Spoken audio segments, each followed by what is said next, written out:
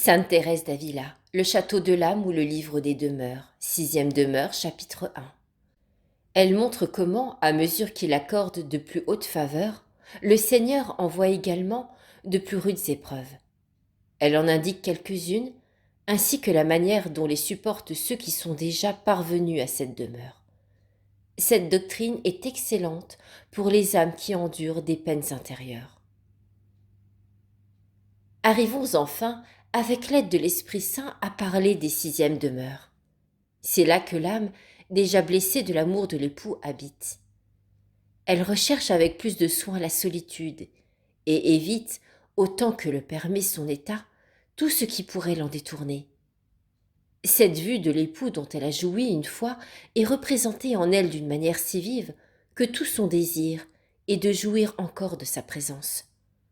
Comme je vous l'ai déjà dit dans l'oraison d'union, elle ne voit rien qui puisse porter le nom de vue, pas même pour l'imagination.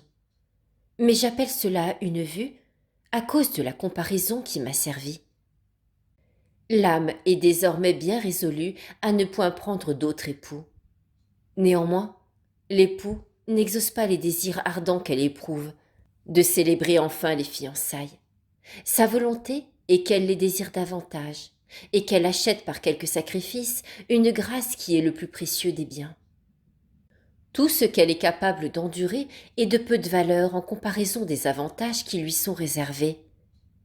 Mais je vous l'assure, mes filles, elle a besoin de la vue dont elle a joui et du gage qui lui a été donné pour supporter tant de travaux. Ô mon Dieu, par quelles épreuves intérieures et extérieures ne doit-elle pas passer jusqu'au jour où elle entrera dans la septième demeure? J'y pense quelquefois, et je me dis avec crainte que si on les prévoyait, il nous serait très difficile, vu la faiblesse de notre nature, de nous exposer à les endurer et à les souffrir, malgré la perspective des biens qui nous seraient promis. J'accepte le cas où l'âme serait déjà arrivée à la septième demeure, car une fois là, elle ne craint plus rien. Et c'est de grand cœur qu'elle se porte à tout souffrir par amour pour Dieu. La raison, c'est qu'elle se trouve dans une union presque continuelle et très intime avec Sa Majesté. C'est de là que lui vient sa force. Il sera bon, je crois, que je vous raconte quelques-unes de ces épreuves dont j'ai la certitude. Toutes les âmes, sans doute, ne seront pas conduites par cette même voie. Je doute fort, cependant, que les peines d'ici-bas ne visitent d'une manière ou d'une autre les âmes qui jouissent parfois d'une façon si certaine des consolations du ciel. Mon but n'était pas d'en parler, mais j'ai pensé que quelques âmes, parvenues à cet état, seraient très heureuses de savoir ce que souffrent celles que Dieu élève à de telles faveurs, car il leur semble véritablement alors que tout est perdu pour elles. Je les exposerai non dans l'ordre où elles arrivent, mais selon qu'elles se présenteront à ma mémoire. Je vais commencer par les plus petites. Voici une personne qui est critiquée par celles avec lesquelles elle a des rapports, et même par celles avec lesquelles elle n'en a pas, et qui se semble ne devrait jamais de la vie s'occuper d'elle. On dit qu'elle fait la sainte, qu'elle se livre à des exagérations pour tromper le monde et montrer que les autres sont imparfaites, quand leur vie est si chrétienne, sans toutes ces cérémonies. Mais il faut noter que cette personne ne fait rien d'étrange, si ce n'est qu'elle s'applique à bien accomplir les devoirs de son état. Ceux qu'elle regardait comme ses amis s'éloignent d'elle, et ce sont ceux qui lui portent les plus forts coups de dent. Et il en résulte une peine qui lui est très sensible. On lui dit qu'elle est égarée et tombée dans une profonde illusion, que ce qui se passe en elle vient du démon, qu'elle doit être comme telle et telles qui se sont perdues, qu'elle est une occasion de ruine pour la vertu, qu'elle trompe ses confesseurs. On va même prévenir ces derniers et leur rappeler ce qui est arrivé à d'autres qui se sont perdus par cette voie. En un mot, on emploie contre elle toutes sortes de moqueries et des propos mordants. Je connais une personne qui eut une peur extrême de ne pouvoir plus trouver à qui se confesser, par suite des critiques dont elle était l'objet et sur lesquelles je ne m'arrêterai pas, parce qu'elles sont trop nombreuses. Annotation, la sainte parle d'elle-même. Reprise. Mais le pire, c'est que cette épreuve ne passe pas de suite et dure toute la vie. On va même jusqu'à prévenir les uns et les autres de veiller soigneusement à ne pas avoir de rapport avec elle. Vous me direz qu'il y a d'autres personnes qui en disent du bien. Ô mes filles, qu'ils sont peu nombreux, ceux qui y ajoutent foi, en comparaison de ceux qui la condamnent. Mais il y a plus. Ces louanges sont pour elle un tourment plus grand que les propos dont nous venons de parler. L'âme, en effet, voit clairement que si elle possède quelque bien, elle le tient de Dieu et nullement d'elle-même. Car peu avant, elle se voyait pauvre et couverte de grands péchés. Voilà pourquoi ces louanges lui causent un tourment intolérable, du moins dans les commencements. Ce tourment diminue plus tard par plusieurs raisons. La première, c'est que l'expérience lui montre clairement que les hommes se portent aussi promptement à dire du bien que du mal. Aussi, elle ne fait plus de cas de ce qu'ils disent pour ou contre elle. La seconde, c'est que découvrant à une lumière plus vive que tout le bien qui est en elle vient uniquement de Dieu, elle le considère comme s'il s'agissait d'une autre personne. Et sans aucun retour sur la part qu'elle y a, elle se tourne vers Dieu pour lui en attribuer la gloire. La troisième, c'est que si elle voit des âmes tirer profit des faveurs qu'elle reçoit, elle pense que Sa Majesté veut qu'on la croie bonne quand elle ne l'est pas, pour leur faire du bien. La quatrième, c'est qu'elle a plus à cœur l'honneur et la gloire de Dieu que sa propre réputation.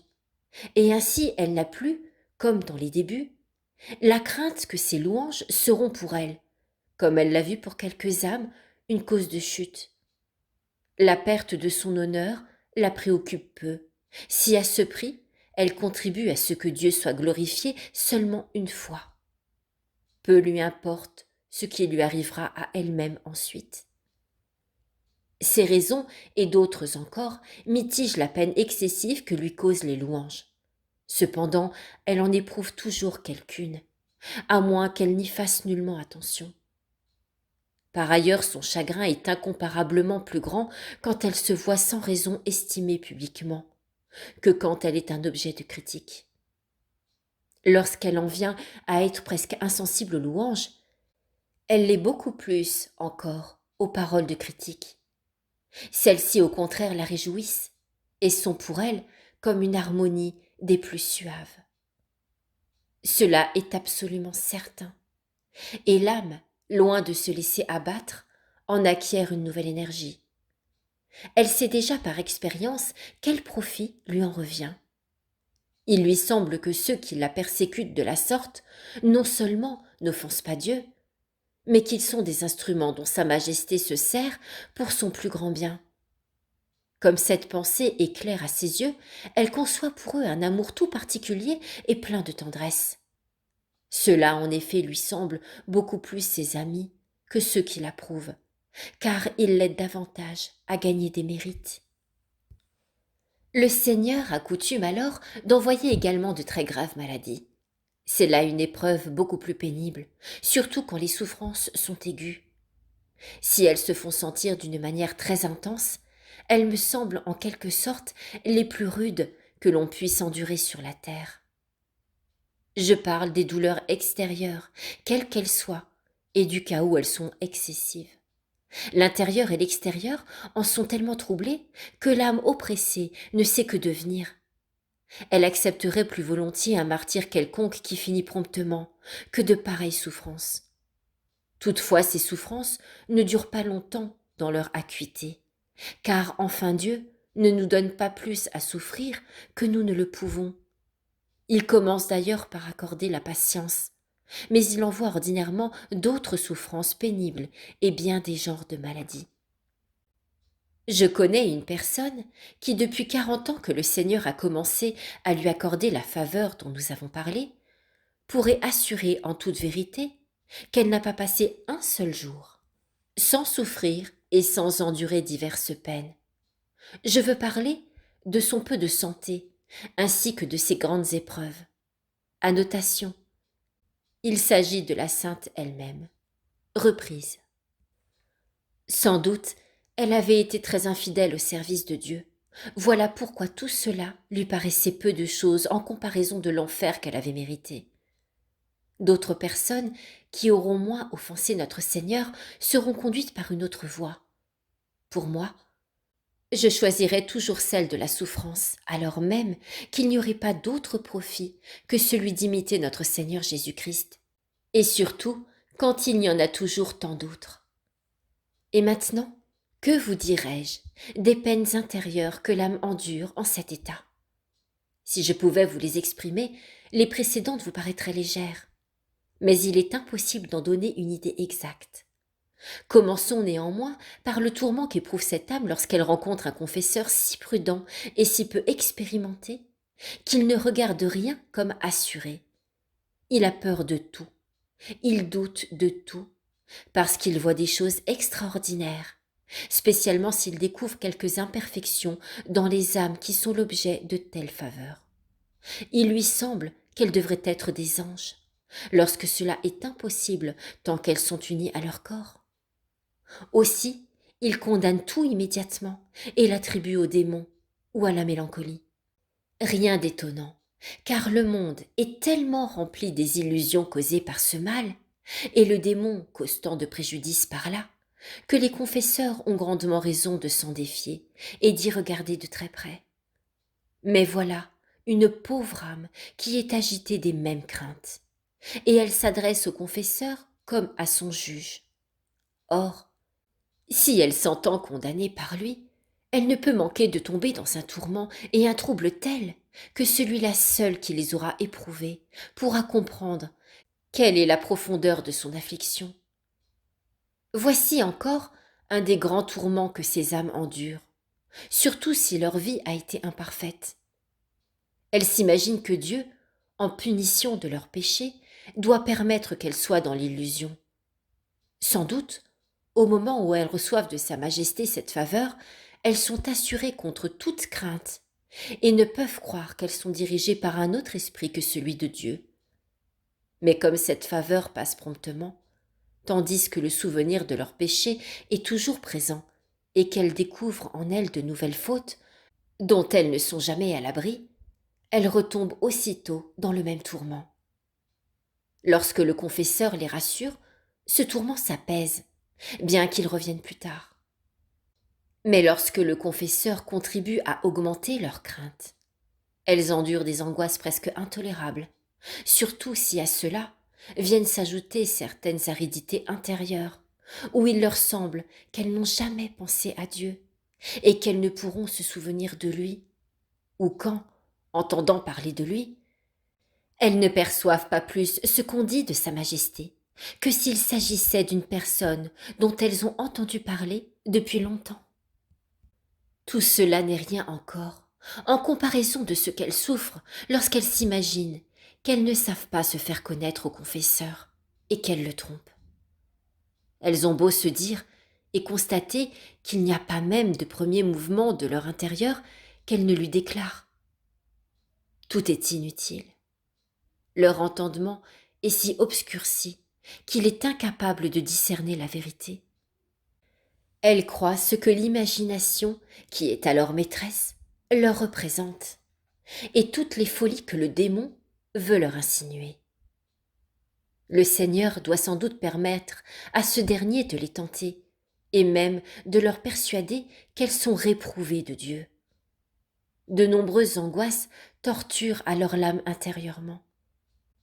Son tourment est tellement sensible et intolérable que je ne saurais le comparer qu'à celui de l'enfer.